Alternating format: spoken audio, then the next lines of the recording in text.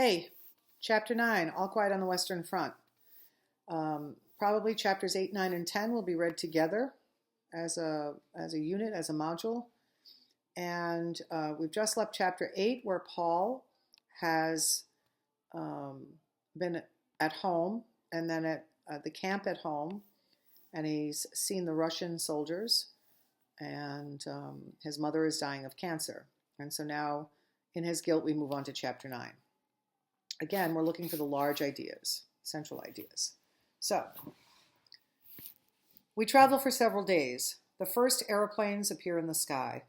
We roll on past transport lines, guns. The light railway picks us up. I search for my regiment. No one knows exactly where it lies. Somewhere or other, I put up for the night. That means she sleeps somewhere. Somewhere or other, I receive provisions, that means food, and a few vague instructions, food and clothing. And so, with my pack and my rifle, I set out again on the way. By the time I come up, they are no longer in the devastated place. I hear we have become one of the flying divisions that are pushed in wherever it is hottest. That means where the fighting is the worst. That does not sound cheerful to me. They tell me of heavy losses that we have been having. I inquire after Kat and Albert. No one knows anything of them. I search farther and wander about here and there. It is a strange feeling. One night more, and then another camp out like a red Indian. That's an old expression about American Indians. And it wasn't derogatory then, it was just explanatory. Then at last I get some definite information, and by the afternoon I'm able to report to the orderly room. The sergeant major detains me there. The company comes back in 2 days' time. There is no object in sending me up now. What was it like on leave, he asks. Pretty good, huh? In parts, I say. Yes, he sighs. Yes, if a man didn't have to come away again. The second half is always rather messed up by that. So every time they go on leave, when they come back, it's even worse because you've already been home. I loaf around, that means I'm lazy, until the company comes back in the early morning, gray, dirty, soured, and gloomy. There's mood. Then I jump up, push in amongst them, my eyes searching. There is Jaden, there is Mueller blowing his nose, and there are Cat and Crop. We arrange our sacks of straw side by side. I have an uneasy conscience when I look at them, and yet without any good reason. So he feels guilty. Again, man versus self-conflict, probably because he was allowed to go home and they haven't been home. Before we turn in, I bring out the rest of the potato cakes and jam so that they can have some too. The outer cakes are moldy. Still, it's possible to eat them. I keep those for myself and give the fresh one to Cat and Crop. Cat chews and says, "These are from your mother?" I nod. "Good," says he. I can tell by the taste. I could almost weep. I can hardly control myself any longer, but it will soon be all right again, back here with Cat and Albert. This is where I belong. He's now completely transformed and changed. He doesn't belong home anymore. He only belongs with his friends. In a war, in dysfunction and chaos and hell and pain. That's pretty sad when a human being has to get that place. You've been lucky, whispers Crop to me before we drop off to sleep. They say we're going to Russia. To Russia? It's not much of a war over there. In the distance, the front thunders. The walls of the hut rattle. There's a great deal of polishing being done. We are inspected at every turn. Everything that is torn is exchanged for new. I score a spotless new tunic out of it, and Cat, of course, an entire outfit. They're getting all new clothes and all new stuff. Everything's shiny. They don't understand why. A rumor is going around that there may be a peace, but the other story is more likely, that we are bound for Russia. Still, what do we need new things for in Russia? At last it leaks out. The Kaiser is coming to review us. Hence all the inspections. The Kaiser is the head of Germany at the time, like the president. For 8 whole days, one would suppose we were in a base camp. There is so much drill and fuss. Everyone is peevish and touchy. Peevish means, they're annoyed easily. We do not take kindly to all this polishing, much less to the full dress parades. Such things exasperate a soldier more than the front line. At last the moment arrives. We stand to attention and the Kaiser appears. We are curious to see what he looks like. He stalks among the line and I am really rather disappointed. Judging from his pictures, I imagined him to be bigger and more powerfully built, and above all, to have a thundering voice. He distributes iron crosses, speaks to this man and that. Then we march off. Iron crosses are medals that they get for having been injured in war or for being heroic. Afterwards, we discuss it. Jaden says with astonishment, "So, that is the all-highest, and everyone, bar nobody, has to stand up stiff in front of him." He meditates. "Hindenburg, too. He has to stand up stiff to him, eh?" "Sure," says Kat. Jaden hasn't finished yet. He thinks for a while and then asks, "And would a king have to stand up stiff to an emperor?" None of us is quite sure about it, but we don't suppose so. They are both so exalted that standing strictly to attention is probably not insisted on. "What rot you do hatch out," says Kat. "The main point is that you have to stand stiff yourself." But Jaden is quite fascinated. His otherwise prosy fancy is blowing bubbles. So he's, talking pretty words. "But look," he announces, "I simply can't believe that an emperor has to go to the latrine the same as I have." So again, some trench humor. "You can bet your boots on it. 4.5 wit makes 7, says Kat. "You've got a maggot in your brain, Jaden. Just you run along to the latrine quick and get your head clear so that you don't talk like a 2-year-old. Jaden disappears. "But what I would like to know," says Albert, "is whether there would not have been a war if the Kaiser had said no. Key political question." "I'm sure there would," I interject. "He was against it from the first." "That's propaganda." "Well, if not him alone, then perhaps if 20 or 30 people in the world had said no." "That's probable," I agree, "but they damned well said yes." "It's queer when one thinks about it," goes on Kropp. "We're here to protect our fatherland, and the French are over there to protect their fatherland. Now, who's in the right?" "Perhaps both," say I, without believing it.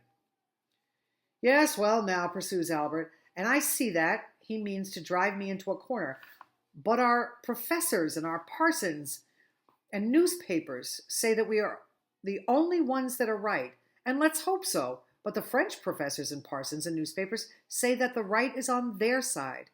Now what about that?"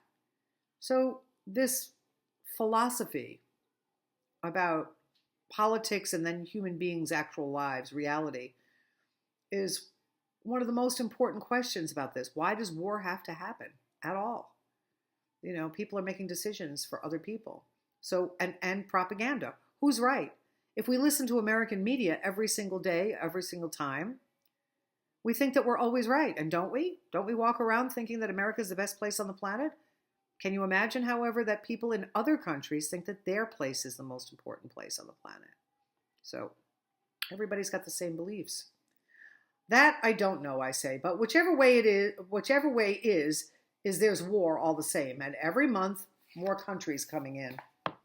Jaden reappears. He's still quite excited and again joins the conversation, wondering just how a war gets started. "Mostly by one country badly offending another," answers Albert with a slight air of superiority. Then Jaden pretends to be obtuse, hidden. "A country? I don't follow. A mountain in Germany cannot offend a mountain in France, or a river, or a wood, or a field of wheat." "Are you really as stupid as that, or are you just pulling my leg?" growls Kropp. "I don't mean that at all. One people offends the other." "Then I haven't any business here at all," replies Jaden. "I don't feel myself offended."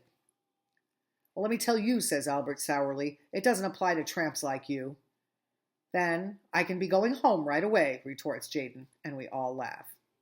"Ah, man, he means the people as a whole, the state," exclaims Mueller, State, state, Jaden snaps his fingers contemptuously.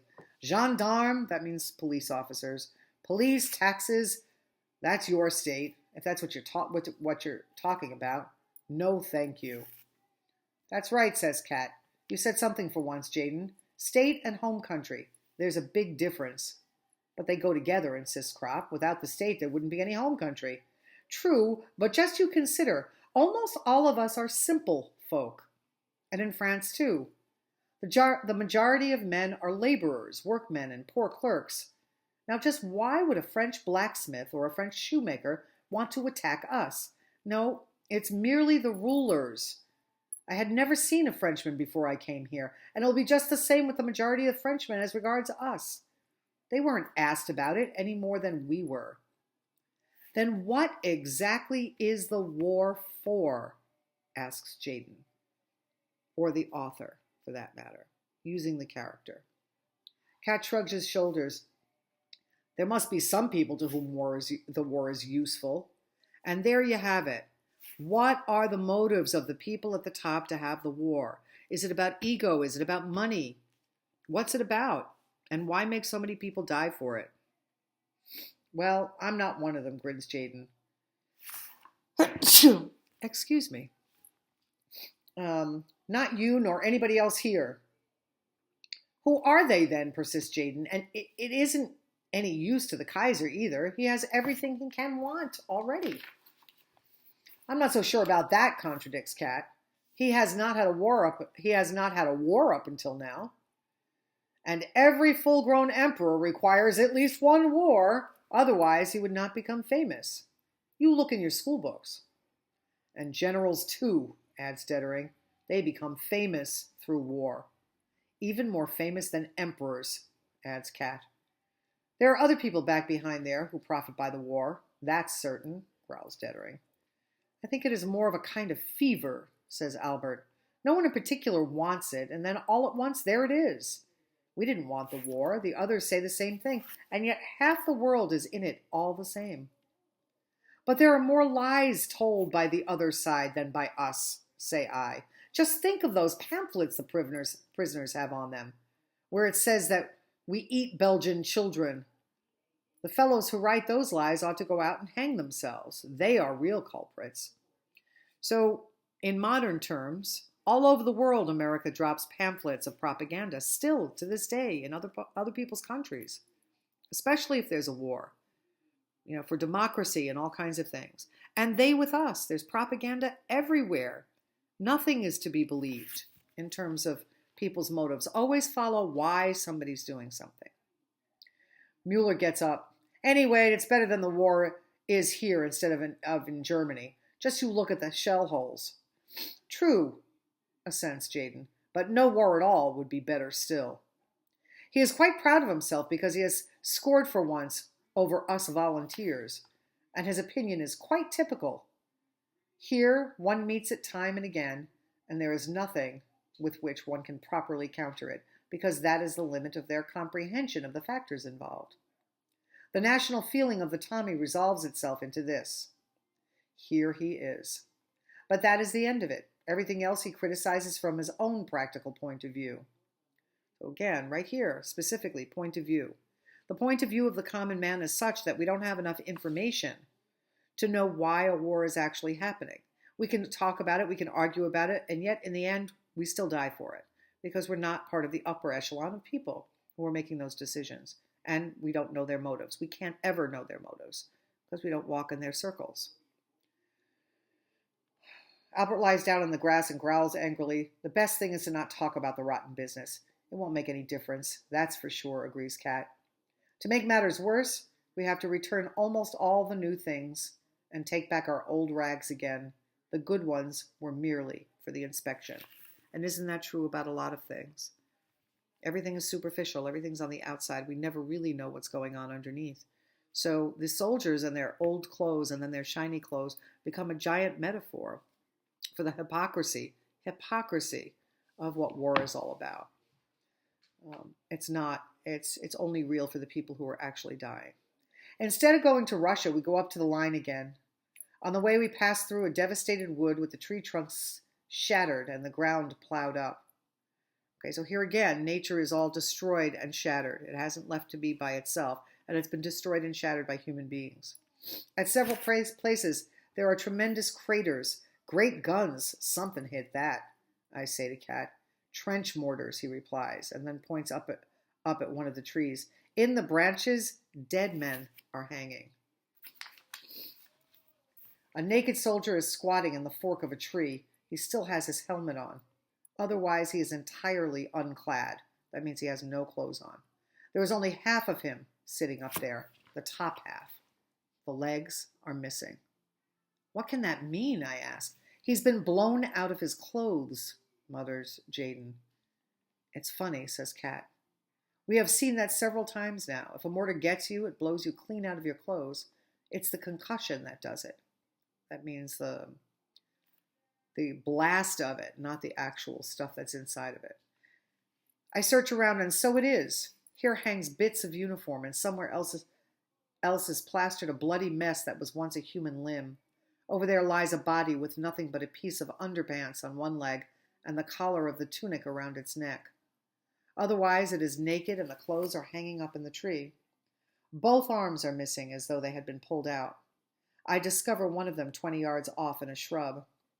The dead man lies on his face. There, where the arm wounds are, the earth is black with blood. Underfoot, the leaves are scratched up, as though the man had been kicking. That's no joke, Cat, says I. No more is a shell splinter in the belly, he replies, shrugging his shoulders. But don't get tender-hearted, says Jaden. All this can only have happened a little while ago. The blood is still fresh.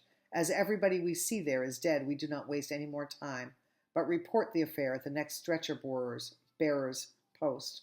That means the next hospital post. After all, it is not our business to take these stretcher bearers' jobs away from them. There's an irony. So everybody's got to do something. So they pass it on. A patrol has to be sent out to discover, and by the way, we'll go back just for a minute, all these people in trees and blown up in trench stuff acts as a foreshadowing device, no? A patrol has been sent out to discover just how strongly the enemy position is manned. Since my leave, I feel a certain strange attachment to the other fellows, and so I volunteer to go with them. We agree on a plan, slip out through the wire, and then divide and creep forward separately. After a while, I find a shallow shell hole and crawl into it. From here, I peer forward. There is moderate machine gun fire. It sweeps across from all directions. Not very heavy, but always sufficient to make one keep down. A parachute star shell opens out. The ground lies stark in the pale light, and then the darkness shuts down again, blacker than ever. In the trenches, we were told there were black troops in front of us. That is nasty. It is hard to see them. They are very, very good at patrolling, too. And oddly enough, they are often quite stupid. For instance, both Cat and Crop were once able to shoot down a black enemy patrol because of the fellows in their enthusiasm for cigarettes smoked while they were creeping about. Cat and Albert had simply to aim at the glowing ends of the cigarettes. Now, I have never been sure, and I've tried to do some research about whether or not these were black men, and literally black men, or if this is another word for another idea. I have yet to find out. If you can find out, extra credit for you. A bomb or something lands close beside me. I have not heard it coming, and I'm terrified. At the same moment, a senseless fear takes hold of me. Here I am alone and almost helpless in the dark. Perhaps 2 other eyes have been watching me for a long while from another shell hole in front of me. And a bomb lies ready to blow me to pieces. I try to pull myself together. It is not my first patrol, and not a particularly risky one, but it is the first since my leave, and besides, the lie of the land is still rather strange to me. I tell myself that my alarm is absurd. There's probably nothing at all there in the darkness watching me. Otherwise, they would not be firing so low. It is in vain. In whirling confusion, my thoughts hum in my brain. I hear the warning voice of my mother. I see the Russians with the flowing beards leaning against the wire fence. I have a bright picture of a canteen with stools, of a cinema in Valenciennes.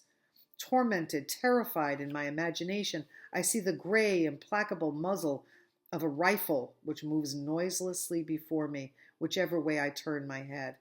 The sweat breaks out from every pore. So he's so consumed in his mind. He thinks that there's guns everywhere. He's all of a sudden completely paranoid and he doesn't know what to do. I still continue to lie in the shallow bowl. I look at the time. Only a few minutes have passed. My forehead is wet. The sockets of my eyes are damp. My hands tremble, and I am panting softly. It is nothing but an awful spasm of fear, a simple animal fear of poking out my head and crawling on farther. All my efforts subside like froth into the one desire to be able to just stay lying there. My limbs are glued to the earth. Are they really glued? No, it's a metaphor.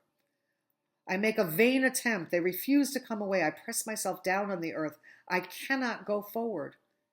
I make up my mind to stay lying there. But immediately the wave floods over me anew, a mingled sense of shame, of remorse, and yet at the same time of security. I raise myself up a little to take a look around. So he's having the ultimate man versus self conflict. He has to move forward or else he'll die. He's scared to death. He's gone crazy in his head. And at one time he feels ashamed that he's not being a good soldier, but he feels comforted by the earth, and at the same time he feels guilty for having to kill other people, and all of those thoughts are happening at once and keeping him from moving on.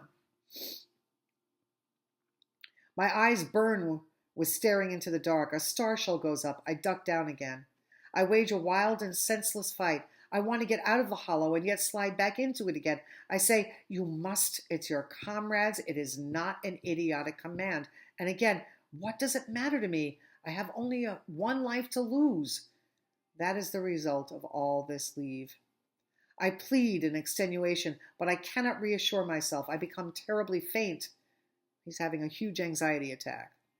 I raise myself slowly and reach forward with my arms, dragging my body after me, and then lie on the edge of the shell hole, half in and half out. There's a giant metaphor, too. He's half in the war, half out of the war. He's still at home in his head, sort of. He's half alive and half dead. He's half crazy and half sane. He's right on the edge of that shell hole. There I hear sounds and drop back. Suspicious sounds can be detected clearly despite the noise of the artillery fire. I listen. The sound is behind me. They are our people moving along the trench. Now I hear muffled voices. To judge by the tone, that might be cat talking.